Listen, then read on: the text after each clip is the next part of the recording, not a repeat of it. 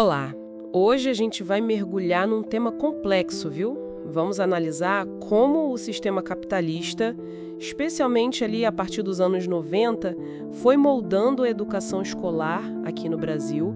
A gente está se baseando num artigo acadêmico bem interessante que investiga essa relação.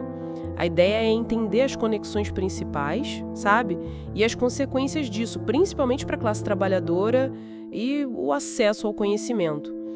Para começar, acho que o ponto-chave é a chegada daquelas ideias neoliberais no país, né?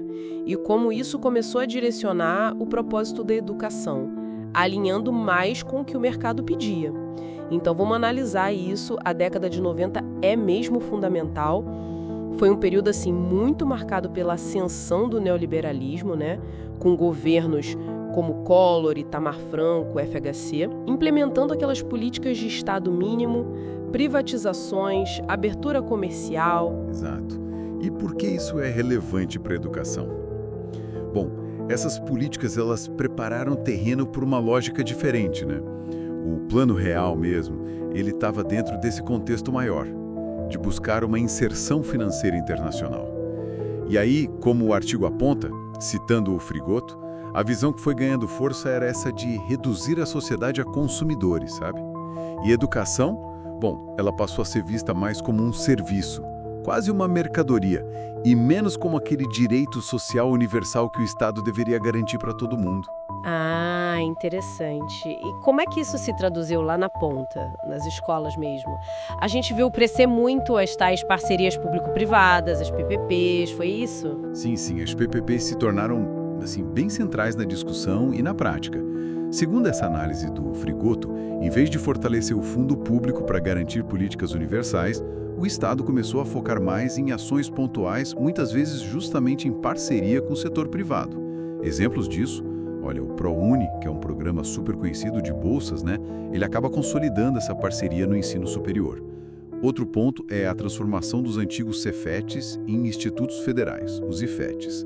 A análise sugere que essa mudança também trouxe uma lógica mais próxima do mercado. E tem um ponto interessante. Até a expansão dos concursos públicos, que parece algo positivo, né? Mas o artigo argumenta que isso veio junto com uma certa precarização da carreira do professor.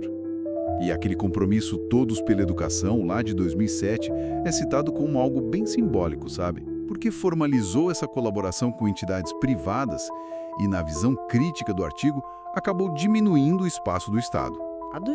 E a pedagogia do aprender a aprender. O que seria isso na prática, segundo a fonte que a gente está usando? Então, o fascinante aqui, segundo a análise do artigo, é como essas abordagens pedagógicas estariam alinhadas com essa visão neoliberal. Citando outro autor, o Duarte. A interpretação é que elas focam em formar um indivíduo mais flexível, sabe? Alguém que consiga se adaptar a um mercado de trabalho que muda o tempo todo. A ênfase, então, muda. Não é mais tanto na transmissão daquele conhecimento histórico, o saber elaborado, mas sim em desenvolver a habilidade de aprender a aprender.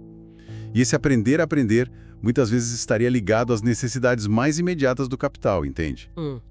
Então a crítica que o artigo faz é que essa ideia de aprender a aprender, que parece tão moderna, tão necessária hoje em dia, na verdade poderia acabar limitando uma análise crítica mais profunda da realidade. Seria isso? Exatamente. O artigo contrapunha isso diretamente com a proposta da pedagogia histórico-crítica, defendida pelo Saviani. Para essa outra visão, a socialização do conhecimento clássico, do saber historicamente acumulado, é fundamental. É a ferramenta para a gente entender a realidade de forma crítica e buscar a emancipação humana, né? O foco excessivo no mercado, como argumentam outros autores citados, como Neto e Braz e o Tonet, baseados em Marx, poderia levar à alienação. Quer dizer, o trabalhador acaba não tendo acesso àquele conhecimento mais amplo, necessário para entender a própria condição e, quem sabe, transformá-la. O Tonet, por exemplo, destaca bem as contradições do próprio capital. Ele gera muita riqueza, mas dificulta o acesso a ela para a maioria. Fala em igualdade, mas na prática aprofunda a desigualdade. Certo.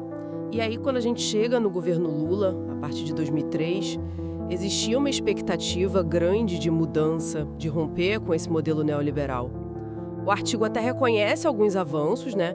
Menciona políticas para grupos específicos, mais verba para a educação, expansão das universidades federais, dos IFETs, concursos.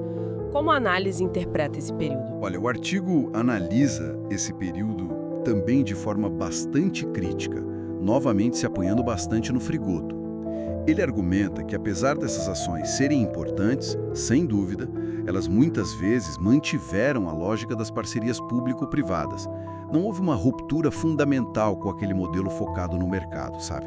O ProUni, por exemplo, é citado de novo como um caso que ilustra essa continuidade da lógica público-privada. A interpretação que o artigo apresenta é que foram políticas importantes, sim, talvez compensatórias para reduzir alguns danos, mas que não chegaram a alterar a concepção central da educação como um serviço que precisa estar alinhado aos interesses do capital. Tem também a Paulani, citada no texto, que sugere que aquela lógica de priorizar a estabilidade econômica, a credibilidade internacional, tipo um estado de exceção mais suave, digamos assim, continuou. E isso teria limitado avanços mais estruturais nos direitos sociais universais, incluindo a educação.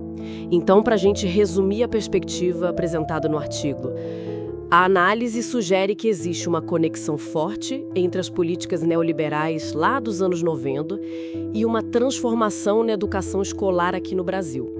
Uma educação que passou a ser vista e gerenciada muito mais como um serviço, sabe?